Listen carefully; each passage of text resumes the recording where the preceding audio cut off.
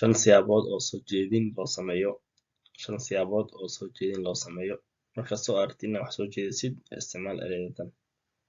how about ka waran kadib isticmaal ereyga aad soo jeedinaysay why don't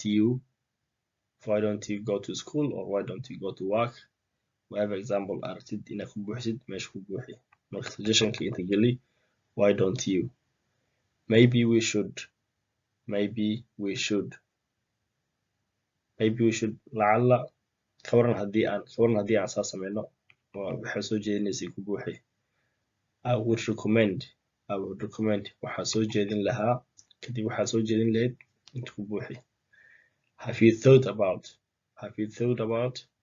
miyaad ka fikirtay kadib wixii aad soo jeedin lahayd inta ku buuxi shantan erey markastoo aad soo jeedinaysid fikir si maaragtay qurux badan u isticmaal laguna fahmo hadalkaadana miisaan u yeeli